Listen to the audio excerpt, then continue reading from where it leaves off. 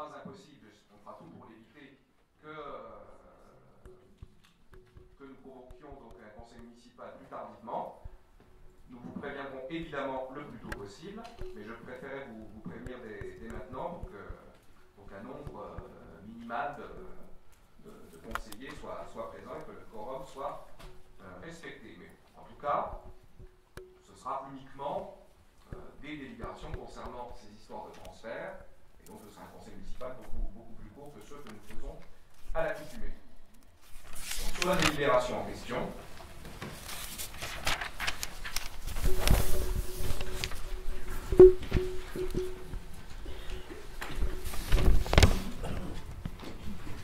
je pense que vous avez pu en prendre connaissance. Donc, pour organiser au mieux le transfert de la compétence voirie à l'échelon communautaire, la communauté urbaine a conclu avec ses communes membres des conventions de gestion leur permettant de continuer à exercer transitoirement pour une période d'une année à compter du 1er janvier 2016 l'entretien de la voirie communale. À compter du 1er janvier 2017, l'organisation territoriale du service voirie à l'échelle communautaire va s'appuyer sur un usage partagé de certains centres techniques municipaux affectés à l'exercice de la compétence voirie, ce qui évidemment n'est pas le cas des mentalités concernées. Parmi ces biens figure une partie des locaux du centre technique municipal de la commune de Mantaline, qui seront partiellement mis à disposition de la communauté urbaine, conformément aux articles L. 1321-1 et suivants du Code général des collectivités territoriales, afin d'être en mesure d'accueillir efficacement les équipes communautaires affectées à l'exercice de la compétence voirie à compter du 1er janvier 2017. Des travaux d'aménagement des locaux sont nécessaires et doivent intervenir dans les meilleurs délais. C'est pourquoi le conseil municipal est sollicité afin d'autoriser la communauté urbaine à réaliser ces travaux sur les bâtiments municipaux mis à disposition. Voilà, je ne sais pas si j'ai été complet dans l'introduction, s'il y a encore des questions.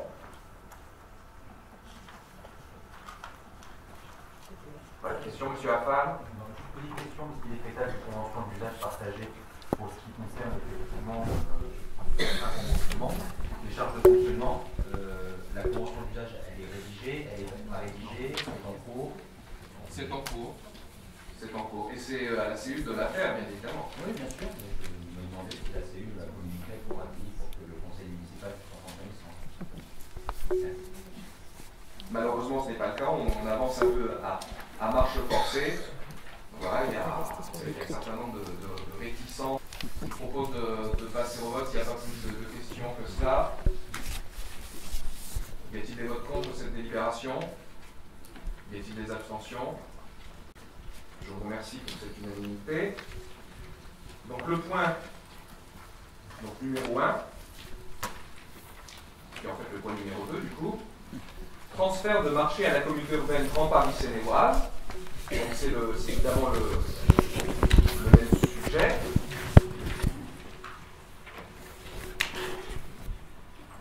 Les statuts de la communauté urbaine prévoient notamment l'exercice de la compétence voirie, qui est donc transférée à la CUGPSO à compter du 1er janvier 2016 et qui doit être exercée par elle à compter de cette date. Toutefois, afin de permettre à la CU de se doter des moyens et de l'organisation permettant l'exercice effectif de la compétence transférée, des conventions de gestion provisoire ont été conclues permettant la poursuite de l'exercice de la compétence par la commune.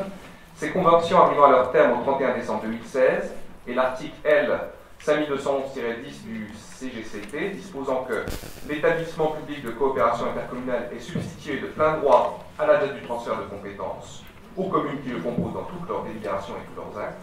Les contrats sont exécutés dans les conditions antérieures jusqu'à leur échéance, sauf accord contraire des parties. La substitution de personnes morales au contrat conclu par les communes n'entraîne aucun droit à résiliation ou indemnisation pour le co-contractant. La commune qui transfère la compétence informe les co-contractants de cette substitution. Il convient d'opérer les transferts des contrats attachés à l'exercice de la compétence transférée. Donc ça concerne principalement la voirie, l'éclairage public. Pas davantage de questions, de remarques. Tout le monde connaît un peu le sujet, donc je propose de passer au vote. Y a-t-il des votes contre cette délibération? Des abstentions? Je vous remercie. Juste une petite remarque. Ah, pardon. Il me semble qu'il a été oublié d'approuver le compte rendu du conseil municipal, le dernier conseil. Il y a eu beaucoup de débats, il y a eu beaucoup d'échanges, mais vous n'avez pas demandé le vote pour. Ah, peut-être, oui. Enfin, j'ai demandé s'il y avait des questions et des remarques, mais comme personne n'a. Il n'y avait pas de questions, il n'y avait pas de remarques. Ah, d'accord. Il y en avait juste une de ma ma part, je m'abstiendrai parce que je ne pas. D'accord. Pas de vote contre, pas d'abstention de vote contre concernant l'approbation du PV du dernier conseil. Donc une abstention, celle de Mme Lamortier. Je vous remercie. Point numéro 2. Donc un sujet un peu marronnier, hein. Qui revient tous les ans par définition. Recensement de la population, collecte 2017. Conformément aux dispositions de la loi numéro 2002-276 du 27 février 2002, relative à la démocratie de proximité et notamment son titre 5, pour toutes les communes dont la population est supérieure à 10 000 habitants, la collecte d'informations au titre de recensement se déroule chaque année par sondage auprès d'un échantillon d'adresses. La commune a la faculté de déterminer le montant, le mode de rémunération et le nombre des agents recenseurs. Néanmoins, l'INSEE préconise le recrutement de 4 agents recenseurs pour 20 000 habitants. Les agents recenseurs auront environ 200 logements à leur charge devant la ville. Ces agents seront recrutés pour la période du 19 janvier au 25 février 2017 inclus et seront rémunérés comme suit. 1,13 € par feuille de logement rempli, 1,72 € par bulletin individuel rempli et une prime de 100 €, une prime exhaustive si l'objectif par agent est atteint à 90%. Et je me permets de préciser, donc la nouveauté, c'est la prime pour inciter les gens à aller jusqu'au bout de leur travail le plus efficacement possible, parce qu'on a eu quelques soucis avec quelques agents que l'on a recrutés lors de l'épisode précédent. Et comme c'est une mission relativement importante, on a décidé de récompenser les meilleurs éléments. Monsieur Bicentenaire. Oui, simplement une précision, monsieur le maire. Une prime de 120 € si l'objectif est atteint à 90%, ok, très bien. Mais soit il y a quelque chose à 100% pour donner l'envie d'aller jusqu'au 100%, soit les 120 €, les 90% deviennent 100%. Quoi. On ne peut pas dire 90%, mais les 10% qui restent, c'est pas... C'est une marge de tolérance que nous conseille l'INSEE. Vous savez, recenser, concrètement, vous savez ce que c'est. Il s'agit de sonner chez les gens et puis de leur poser un certain nombre de questions sur le nombre. Voilà, il y a toujours des gens qui ne sont pas là, qui ne répondent pas, qui, voilà. Donc, difficile d'imposer le 100%, me semble-t-il. Non, mais juste un petit truc en plus, c'est tout. C'est pas l'imposer. 120 € pour 90%, c'est bien, mais le petit truc en plus pour ceux qui arriveraient à 100%. C'est le commercial qui parle, excusez-moi. On va toujours chercher le maxi. On étudiera avec beaucoup d'attention votre remarque pour l'année prochaine. Monsieur Carla. Ayant fait des recensements dans ma jeunesse, je sais que c'est très difficile de faire le 100% parce qu'il y a des habitations inhabitées, et donc c'est très difficile. Oui, mais forcément. Enfin, Gardez ça, mais... S'il n'y a pas d'autres remarques, je vous propose de passer au vote. Y a-t-il des votes contre? Des abstentions? Je vous remercie. Donc nous passons aux ressources humaines, avec notamment des points qui concernent encore le transfert de personnel communal vers GPSO dont j'ai déjà parlé. Et je cède la parole à Mme Curand-Moquet. Transfert du personnel communal vers la GPSO au 1er janvier 2017. Conformément au Code général des collectivités territoriales, la communauté urbaine Grand Paris Seine-et-Oise, créée le 1er janvier 2016, assure plusieurs compétences obligatoires en lieu et place des communes membres. Toutefois, certains services relevant de ces attributions à l'image de la voirie restent jusqu'au 31 décembre 2016 confiés aux communes membres par le biais de conventions de gestion provisoire. À compter du 1er janvier 2017, cette compétence voirie sera exercée pleinement par la CU GPSO. L'article L. 5211-4-1 du Code général des collectivités territoriales prévoit que le transfert de compétences d'une commune à un établissement public de coopération intercommunale EPSI entraîne le transfert du service ou de la partie de service chargée de sa mise en œuvre et donc des fonctionnaires territoriaux et agents territoriaux contractuels qui remplissent en totalité ou en partie leur fonction dans un service ou une partie du service transféré. Au vu des compétences devant être exercées par la CU GPSO, au 1er janvier 2017, 19 agents seront transférés, 18 agents titulaires et un agent contractuel.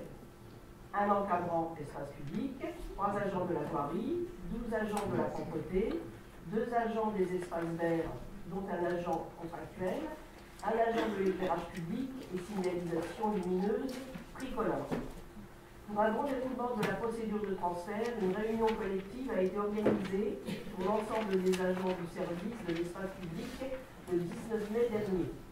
Dernièrement, les agents concernés par ce transfert ont pu être identifiés et ont été informés individuellement par la direction du pôle des territoires. Ces agents ont également été conviés à une réunion d'information le 30 juin dernier dans les anciens locaux de la CAMI, organisée par la cellule GPSE, concernant les conditions statuaires du transfert. Aussi, la cellule GPSEO a missionné le cabinet Aput Management pour organiser des rencontres individuelles avec des agents transférables. 3 sessions d'entretien individuels ont été organisées sur la base du volontariat des agents concernés, le 21 juillet, 25 août et 5 septembre 2016 à l'hôtel de ville. Ces entretiens individuels restent confidentiels. La commune de Mandeville n'aura aucun élément sur le contenu de ces entretiens. S'il y a des questions ou des remarques, ce point a été abordé au dernier comité technique en présence de l'élu de l'opposition. Madame Belvas. Oui, monsieur le maire, j'entends bien que c'est confidentiel, mais est-ce que vous avez eu vent de refus éventuels d'employés qui ont dit d'office non, nous envisageons d'autres orientations Il y a eu, je serais complété Monique, il y a eu quelques réserves, quelques interrogations au début. Je crois que en ce qui concerne la voirie, il n'y a pas de refus total. Et en ce qui concerne un autre service qui est celui de la politique de la ville, sur les 2 agents mandevillois concernés, il y a un des 2 agents qui souhaite rester sur une autre mission, qui vraisemblablement restera à Mantes-la-Ville. Mais globalement, les agents ont accepté ce transfert. Et je précise que, selon toute vraisemblance, la plupart d'entre eux resteront travailler sur la commune de Mantes-la-Ville, dans le centre technique, dans la partie du centre technique qui deviendra communautaire et qui concernait le premier point, le point 0 que je vous ai présenté tout à l'heure. C'est vrai que c'était d'autant plus important à la fois pour que la compétence puisse s'exercer pleinement, et aussi pour les agents qui ne soient pas dans l'expectative ou dans le doute ou la crainte totale. C'était une de leurs inquiétudes, parce que effectivement, s'il n'y avait pas de centre technique communautaire à Mantes-la-Ville, ça veut dire qu'ils devaient travailler ailleurs. Alors si certains d'entre eux sont mandevillois ou habitent dans la région de Mantes-la-Ville, puis qu'on leur dit demain vous irez travailler à Poissy, c'est pas non plus le bout du monde, mais voilà, c'est pas forcément une bonne nouvelle quand on a la chance de travailler pas très loin de son domicile. Voilà. Monsieur Affan. Petite précision, j'aimerais savoir si les agents conservent le bénéfice du régime indemnitaire. Oui. Oui. Merci.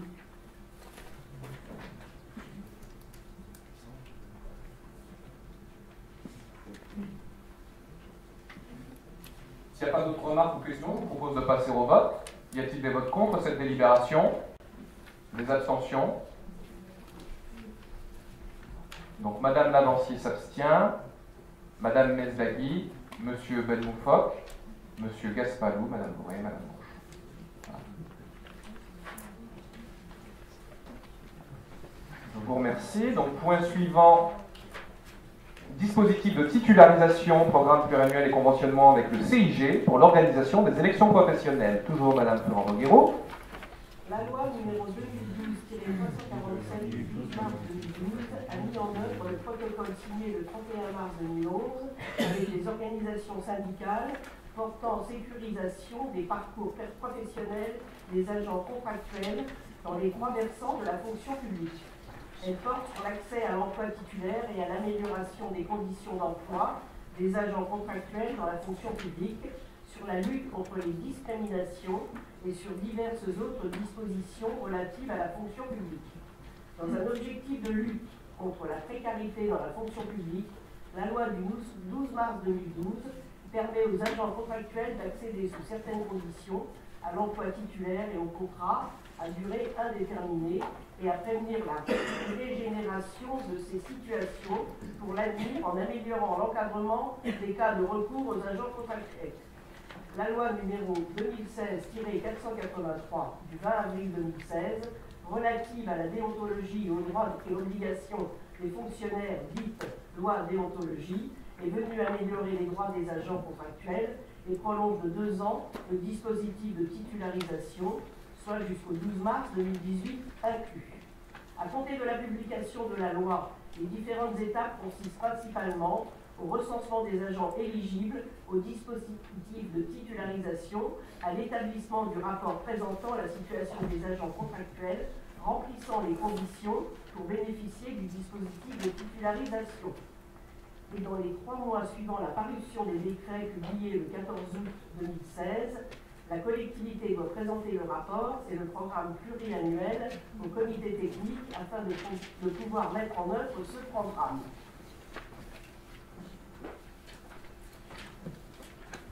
Bon, rien de particulier dans cette délibération. Des remarques Même, M. Carla. Oui, monsieur le maire, quand je lis la délibération, là je vois bon, la collectivité doit présenter le rapport et ensuite la collectivité a émis un avis favorable. C'est pas plutôt le comité technique qui a rendu un avis? La collectivité ou le comité? Votre question? Il s'agit Non, non. Alors attendez, je me suis peut-être mal exprimé. La collectivité a présenté au comité technique ce projet. Ok.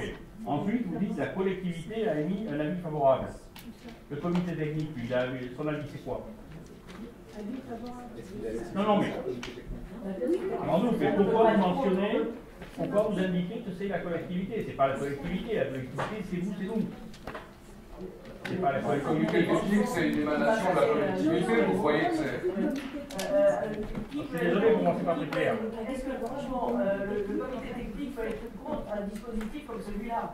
Franchement, Mais à la fin de la délibération, avant les considérants, il y a marqué un avis favorable du comité technique en date du 17. À ce moment-là, vous mettez le comité technique a rendu un avis favorable. C'est beaucoup plus clair. C'est inscrit. Mais pourquoi vous mettez la collectivité a émis un avis favorable? J'ai pas la même page? On n'a pas la même. Ah, je sais pas, moi. Pas les mêmes jeux, mais. Désolé. La collectivité a émis un avis favorable à l'unanimité de ses membres. 4e ligne du dernier paragraphe. Je sais pas, si la collectivité vous m'expliquez. moi, je pense que dans ce projet, il y a une réelle avancée. Non, mais c'est pas ça le problème. Le problème n'est pas là, c'est un problème de sémantique. Il n'a pas vu la ligne, M. Carla, mais c'est pas grave. Je vous montre à la fin. Il y a marqué. Je crois que c'est vous qui n'avez pas vu la ligne là. Hein, je crois que c'est vous. Et Au verso de la délibération, avant le premier considérant, il y a marqué un avis favorable du comité technique en date du 17 octobre 2016. On ne peut pas être plus clair. Bon. Et une deuxième question, puisque j'ai le micro.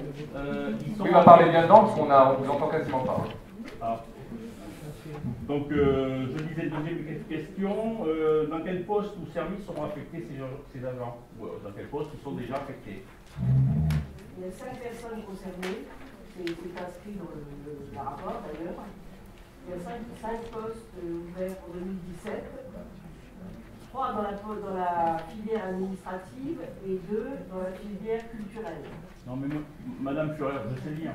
Je vois ce qu'on peut vous dire de plus alors. Vu la première question, on avait un petit doute sur la lecture, mais là, on ne peut rien dire de plus. Qu'est-ce que vous voulez savoir de plus, monsieur? Quels soupçons avez-vous sur cette délibération? Quel mystère se cache derrière cette service? Dans quel service seront affectés? On peut vous dire la filière administrative, il n'y a pas de plus de détails à vous donner. D'accord. Voilà. Merci, monsieur Carla. Nous, on va se passer au vote. Y a-t-il des votes contre cette délibération? Des abstentions? Je vous remercie. Donc, point numéro 5. Règlement intérieur relatif aux modalités d'organisation des astreintes de la filière technique et réactualisation des montants d'indemnisation de l'astreinte. Toujours Mme Florent-Moguero. Une période d'astreinte s'entend comme une période pendant laquelle l'agent est à la disposition permanente et immédiate de son employeur, à l'obligation de demeurer à son domicile ou à proximité afin d'être en mesure d'intervenir pour effectuer un travail au service de l'administration. La durée de cette intervention étant considérée comme un temps de travail effectif, ainsi que le cas échéant, le déplacement aller et retour sur le lieu de travail. Article 2 du décret numéro 2005-542 du 19 mai 2005. La réglementation prévoit 3 types d'astreintes techniques, les 2 premiers étant applicables aux agents de toute catégorie de la filière technique, le dernier concernant exclusivement les personnels d'encadrement relevant de la filière technique. Astreinte de droit commun appelée astreinte d'exploitation, astreinte de droit commun appelée astreinte de sécurité, astreinte de droit commun appelée astreinte de décision. L'autorité territoriale n'est pas compétente pour fixer le montant de l'indemnité d'astreinte. En revanche, elle détermine après avis du comité technique les cas dans lesquels il est possible de recourir à des astreintes, les modalités de leur organisation et la liste des emplois concernés. Article 5 du décret numéro 2001-623 du 12 juillet 2001. Ce règlement a fait l'objet d'une présentation au comité technique du 17 octobre 2016 qui a émis un avis favorable. C'est ainsi qu'il est présenté pour validation à ce conseil municipal. Par ailleurs, de nouveaux textes réglementaires en date du 14 avril 2015 sont applicables dans la fonction publique territoriale au cadre d'emploi de la filière technique. C'est ainsi qu'il convient de réactualiser les montants d'indemnisation de l'astreinte applicable depuis le 14 avril 2015. Pas de questions, pas de remarques. Je vous propose de passer au vote. Y a-t-il des votes contre? Des abstentions? Je vous remercie. Point numéro 6, délibération habituelle, qui concerne l'adaptation du tableau des effectifs, création et suppression de postes. Toujours Madame Furent-Guéraud. Monsieur le maire rappelle aux membres de l'Assemblée délibérante que conformément aux dispositions de l'article 34 de la loi numéro 84-53 du 16 janvier 1984, modifiée portant dispositions relatives à la fonction publique territoriale, les emplois de chaque collectivité sont créés par l'organe délibérant de la collectivité. Il appartient donc au conseil municipal de fixer l'effectif des emplois nécessaires au bon fonctionnement des services. En effet, suite au recrutement d'un adjoint externe en renfort pour le service des ressources humaines, il convient de créer un emploi de rédacteur principal de 2e classe, permanent à temps complet. Par ailleurs, il est proposé aux membres de l'Assemblée délibérante de procéder aux suppressions de postes suivants, validées lors du comité technique du 17 octobre 2016. Si ces mesures sont adoptées, le tableau des effectifs totaliserait 352 postes. Pas de questions, pas de remarques, c'est des délibérations habituelles. Madame Rochaud? Je voudrais savoir, donc, dans les suppressions de postes, il y a des avancements de grade, mais combien il y a de postes réellement supprimés? Sur les 22. Sur les 22.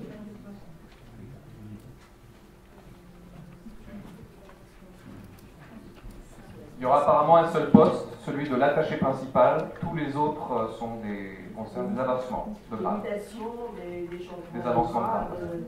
Des remplacements. Voilà. Pas d'autres remarques ou questions? Je vous propose donc de passer au vote. Y a-t-il des votes contre? Donc le groupe de Madame Rochaud, donc 5 contre. Y a-t-il des abstentions? 4 abstentions. Je vous remercie. Point suivant, point numéro 7, création de postes saisonniers pour les vacances de Noël 2016. Donc là encore, une délibération habituelle. Toujours Mme Fureur-Guéraud. Dans le cadre de la saison d'animation à destination des enfants pilotés par le pôle de l'éducation, il est proposé la création de 5 emplois saisonniers sur le grade d'adjoint d'animation de 2e classe durant la période des vacances de Noël qui se déroule du 19 décembre 2016 au 2 janvier 2017 inclus. Les demandes de postes se répartissent de la manière suivante. 3 postes à temps complet pour répondre à un besoin saisonnier sur les centres de loisirs, sur le centre de loisirs des postes. Un poste à temps complet pour répondre à un besoin saisonnier sur le centre de loisirs La Ferme des Terres. Un poste à temps non complet pour un volume global d'heures de 27 heures pour la période des vacances scolaires pour répondre à un besoin saisonnier sur le centre de loisirs CVS Augustin Serre. Il est donc proposé aux membres de l'Assemblée de créer 5 postes d'adjoints d'animation de deuxième classe de catégorie C à caractère saisonnier qui seront supprimés d'office au terme de leurs échéances finales. Madame Vilaine. Alors, Monsieur le maire, si je m'en réfère au compte-rendu des conseils municipaux de novembre 2014 et novembre 2015, en 2014, vous proposiez 13 créations d'emplois saisonniers. En 2015, 12. Comment expliquez-vous le différentiel sur ces 3 années? C'est très simple. On a changé en fait le système, c'est-à-dire que les gens maintenant qui sont employés à ce genre de tâches travaillent pendant les vacances. Avant, les personnels qui s'occupaient également des CVS et autres pouvaient prendre des vacances au moment des vacances, ce qui n'est plus le cas maintenant. Donc maintenant, on n'a plus besoin d'autant, et Madame Guilaine, vous savez très bien que pour encadrer des enfants, il est obligatoire d'avoir du personnel et en quantité suffisante, et c'est même tout à fait réglementé. Donc là-dessus, il n'y a absolument aucun problème, soyez rassurés, il y aura le nombre de personnes suffisant. Je suis rassurée, mais je trouve que le différentiel est quand même important. Oui, non, mais pas de souci, hein, pas de souci. D'autres questions? C'est peut-être la même, j'imagine. Oui, moi je voulais savoir, habituellement, il y a des... j'ai recherché aussi, moi, puisque c'est des délibérations que l'on prend habituellement. Donc vous nous confirmez bien qu'il n'y a plus de poste pour le patient et l'adulte. Donc on est bien sur une suppression de services à la population.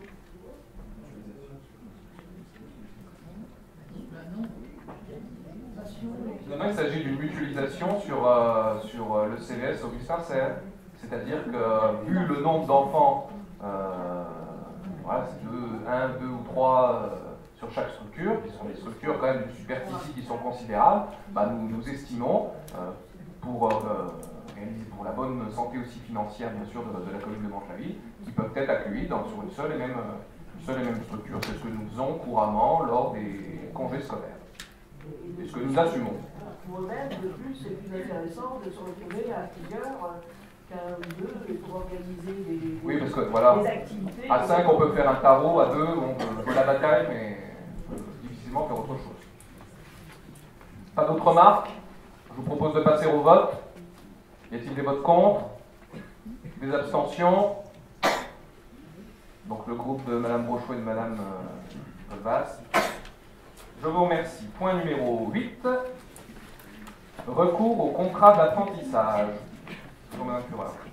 L'apprentissage est un dispositif de formation initiale en alternance dans le cadre d'un contrat de travail.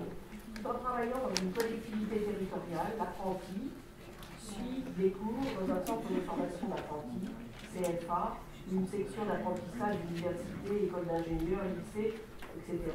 L'apprenti est alternativement dans la collectivité sous la conduite d'un maître d'apprentissage et dans le centre de formation avec des formateurs. Le savoir professionnel acquis dans la collectivité d'accueil est complété par des cours de formation générale et technologique en vue de l'obtention d'un diplôme ou d'un titre enregistré au répertoire national des certifications professionnelles RNCP. Il est donc proposé d'accueillir un apprenti au sein du pôle prévision budgétaire et paie de la Direction générale des services pour suivre la formation baccalauréat professionnel gestion administration sur une période de 24 mois en vue de préparer le diplôme de niveau 4. Pardon. Baccalauréat. Le coût total de cette formation s'élève à 20 914 €, répartis sur les 2 années de la façon suivante. La première année de formation, 10 457 €. La deuxième année de formation, même somme. Voilà.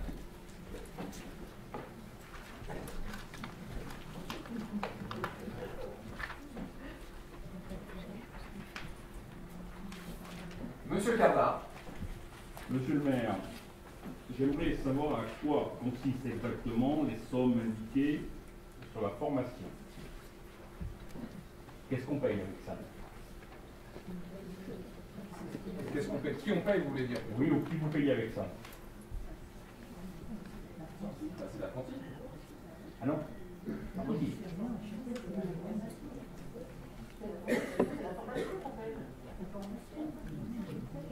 C'est le centre de formation qui est payé. Et l'apprenti, on ne paye pas. Mais c'est où? Si, Mais comme on n'a pas la même chose que la dernière fois. Ah, je sais pas moi. J'ai une délibération de pas un l'étude, on stagiaire, ne parle c'est pas pas du un salaire stagiaire, c'est un d'apprenti. apprenti, il est payé. Pas Donc forcément ça, payé c'est la pour un formation. autre agent, mais il y Un a- stagiaire aussi. Hein. Mais on n'a pas le montant des salaires de cet apprenti sur les 2 années. on n'a pas à vous le donner. Vous n'avez pas à nous le donner. Vous pourrez demander à l'apprenti en question s'il désire vous révéler son niveau de Alors, je rémunération. connais les taux. C'est pour ça que je pose la question. C'est général en tout temps. Monsieur Affan. Une autre question, il y a une discordance, je donne une précision sur l'exposé des motifs. Il rappelle accueillir l'apprenti au pôle prévision budgétaire et paix de la direction générale. Et l'article 2 de la délibération qui fait état du service des ressources humaines. Donc je voulais savoir dans quel service allait être affecté l'apprenti en question, s'il vous plaît. Le service paix, cette personne-là va être au service paix pour apprendre le travail que faire ce genre de tâches, et ça dépend effectivement du service. C'est bien les. Oui, c'est attaché aux ressources humaines. Le service paye, c'est pour payer les agents, donc c'est la même chose. Ouais, je sais pas. C'est vrai que dans certaines collectivités, la service paye peut être rattaché à la direction des affaires financières ou des ressources humaines. Bon, ça, c'est la cuisine interne, c'est pas forcément essentiel, mais là. Mais de toute façon, oui, là, c'est sous l'autorité de la direction générale, donc voilà. Très bien, merci. Monsieur Bizentener. Monsieur le maire, je reviens sur ce que disait monsieur Carla. Vous provisionnez la même somme entre la première et la deuxième année. Un apprenti est payé différemment selon son âge et selon l'année de sa formation. Donc vous ne pouvez pas... Mais là, c'est la formation, c'est pas le niveau de rémunération de l'apprenti. En plus, il y a son salaire et les charges. Ok. Voilà. Le salaire, on n'a pas à vous le donner, mais là, c'est pour le coût de la formation. Le coût est le même pour les 2 années de la durée de l'apprentissage. Je vous propose de passer au vote. S'il y a plus de remarques, y a-t-il des votes contre? Moi, je m'abstiens. Une abstention. Y a-t-il des abstentions? Donc au moins une. Donc M. Affan s'abstient. Je vous remercie. Et nous passons à la délibération numéro 9, création d'un emploi de directeur adjoint délégué. Toujours Mme Durand-Guéraud. Monsieur le maire, précise aux membres de l'Assemblée que conformément à l'article 34 de la loi numéro 84-53 du 26 janvier 1984, codifiée portant dispositions relatives à la fonction publique territoriale, les emplois de chaque collectivité sont créés par l'organe délibérant de la collectivité. Il appartient donc au conseil municipal de fixer l'effectif des emplois nécessaires au bon fonctionnement des services. L'organigramme des services a été modifié le 1er juin dernier afin de gagner en lisibilité, en efficacité et en transversalité en se départageant en 5 grands pôles. Depuis le départ en mutation de la directrice adjointe au service, le directeur du pôle de la vie sociale voit ses missions évoluer en assurant l'intérim de la direction générale des services en son absence, en plus de ses missions actuelles d'évoluer. Il convient donc de créer l'emploi de directeur adjoint délégué avec l'établissement d'un contrat de travail à durée indéterminée à temps complet à compter du 1er décembre 2016. C'est-à-dire demain. Y a-t-il des questions, des remarques, M. Bizentener? Oui, le poste qui est créé est pour... On n'a pas cité le nom, mais... Non mais, si, c'est en filigrane, puisque l'organigramme a été modifié le 1er juin afin de gagner en lisibilité, en se partenant. Depuis le départ, le directeur du pôle de la vie sociale voit ses missions évoluer en nation. Rend l'intérim et ainsi de suite de la direction générale des services. Pouvez-vous me rappeler les fonctions de monsieur? On évite de nommer en général dans les collectivités des personnes individuellement, ça se fait pas. Bon, alors, pouvez-vous me donner les fonctions de la personne dont il est question dans cette délibération, s'il vous plaît?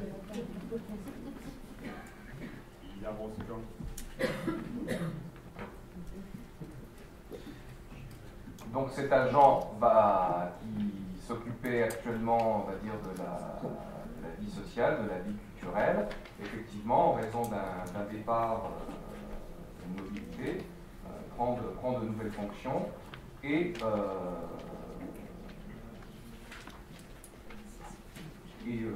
sera, comment dirais-je, remplacera la directrice générale quand elle sera elle-même en congé. Et,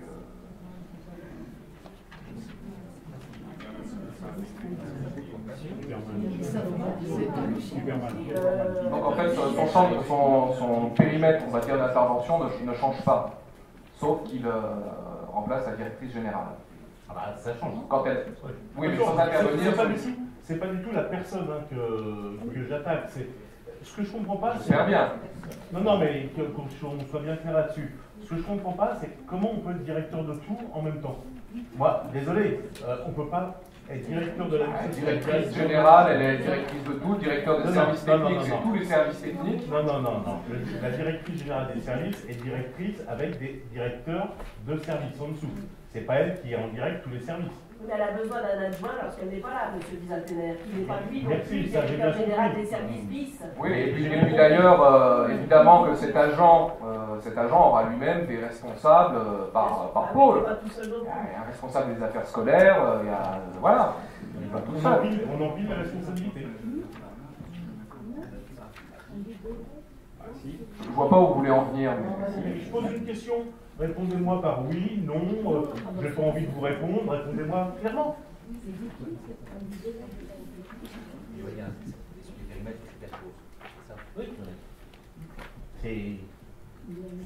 Bon, on n'aura pas de réponse. Il supervise tous les services à la population aux côtés de la directrice générale et il est amené à la remplacer lorsqu'elle est en congé. Voilà pour résumer en 3 phrases.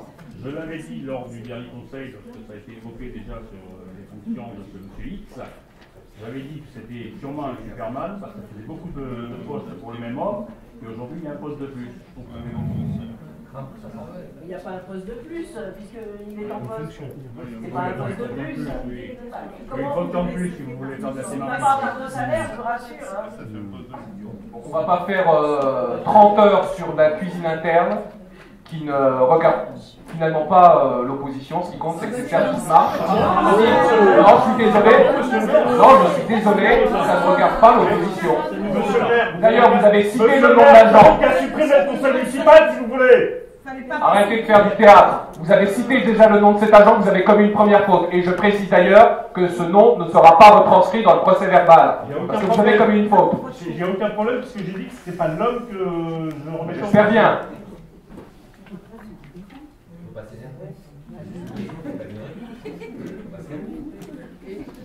Mais monsieur le maire s'énerve très vite quand il n'a pas de réponse à donner. Vous comprendrez qu'on va voter. Si vous énervez, monsieur le maire. Peut-on passer au vote? Y a-t-il des votes contre? Et ce vote provient de votre comportement. Exactement. C'est un délit démocratique. C'est pas ce que c'est. Je vous remercie. Ici, là, levez la main. Bien. Nous passons au service des affaires financières, point numéro 10, adoption des tarifs municipaux 2017. Monsieur Laurent Morin. Oui, alors comme chaque année, en cette période de l'année, il convient de fixer les tarifs des services municipaux pour l'année 2017. Donc ces tarifs qui seront applicables à compter du 1er janvier 2017.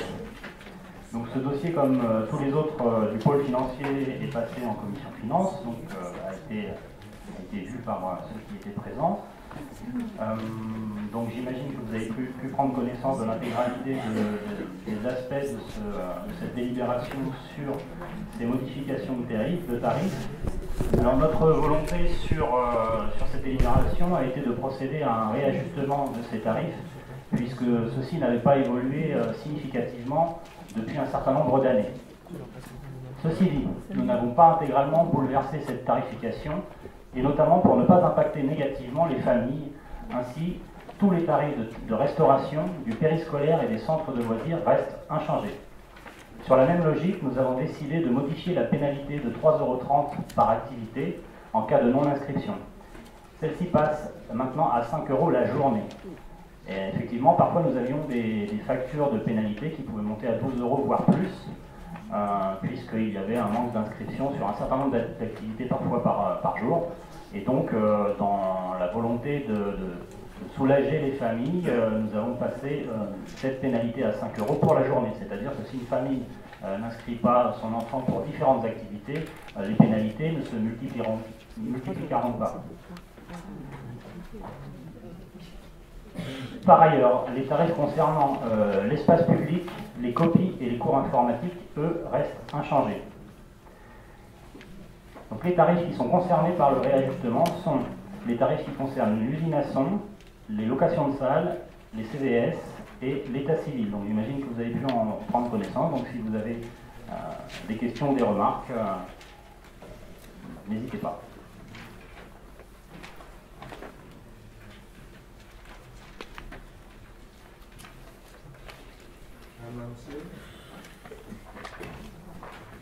Juste quelques petites remarques. Pour la compréhension, ça serait bien d'avoir les tarifs de l'an dernier et ceux de cette année. Ça nous permettrait d'un comparatif plus facile de rechercher tous les documents. Et pour la crèche, on met tout en pourcentage, donc ça c'est pas très clair non plus ni visuel, pour qu'on comprenne un petit peu s'il y a des augmentations ou pas. Alors, les pourcentages, vous faites référence au taux d'effort? Oui, mais là c'est juste pour cette partie-là, parce qu'il y a d'autres endroits où on a bien le tarif. Oui, là, oui. on est en taux d'effort. En fait, sur ces tarifs, on n'a absolument rien changé depuis déjà pas mal d'années, donc ces pourcentages auxquels vous faites allusion sont des pourcentages qui existaient déjà.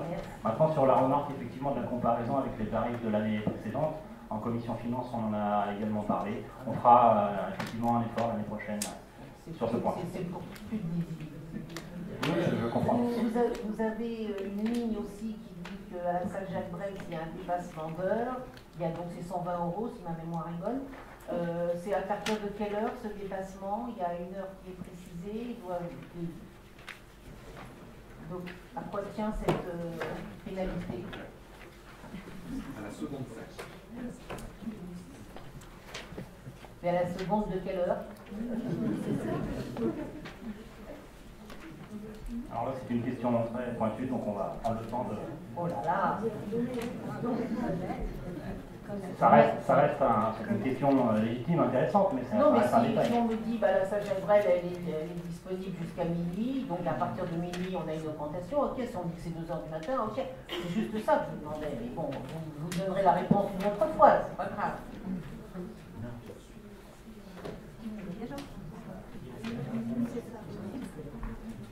Alors en fait, ça dépend en fait du contrat qui est signé avec l'intervenant, s'il y a un dépassement des horaires qui sont... D'accord, donc dans le contrat, il y a une heure précise voilà. de fin, et s'il dépasse... D'accord. Et puis pour finir, Montpommet devient quand même une salle relativement chère, puisqu'il y a 100 € d'augmentation en quelques années. Dans l'état où elle est, je me demande si vraiment, honnêtement, on peut encore la louer. Il y a des trous énormes dans le lino, les peintures sont vraiment dans un état pas possible. J'aimerais savoir quand même, ou alors s'il y a des travaux qui sont envisagés. Merci.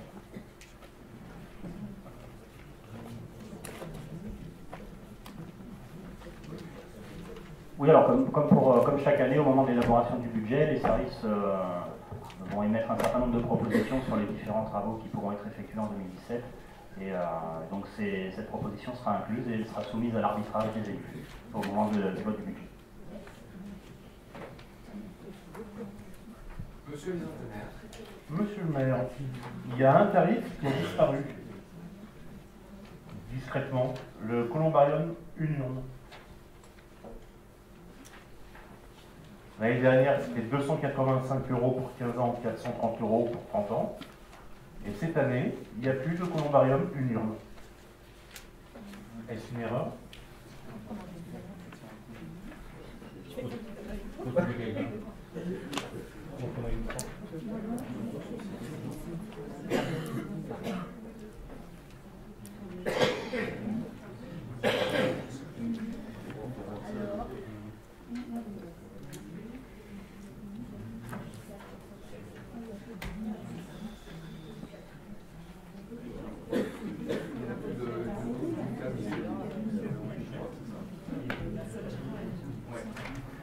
simplement parce qu'il n'y a plus de case unique disponible.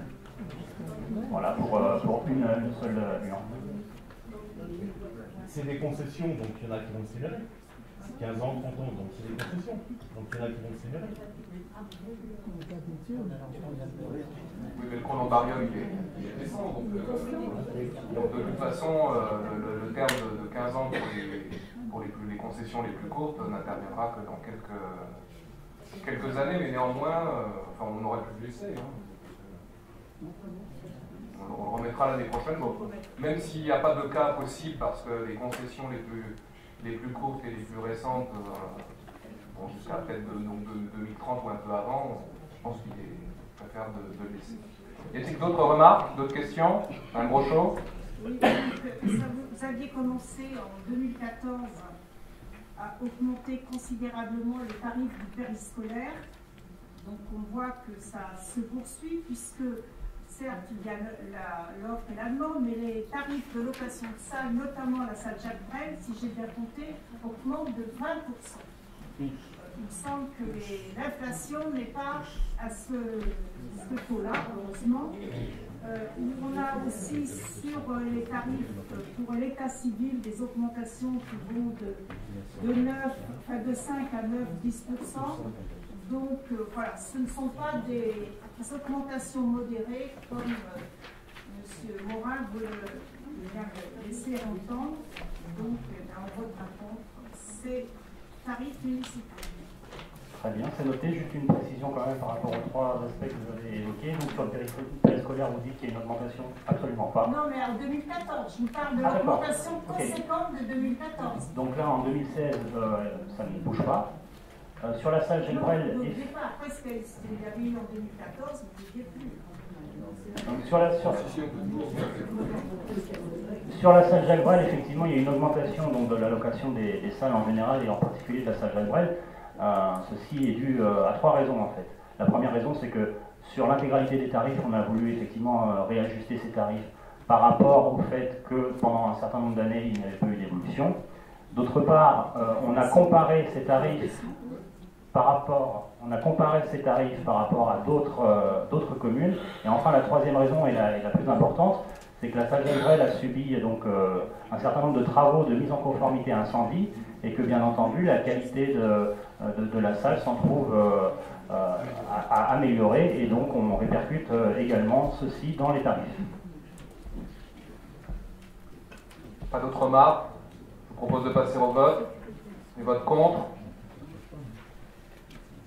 Donc le groupe de Madame Brochot, le groupe de Mme Palvaste. Les abstentions? Je vous remercie.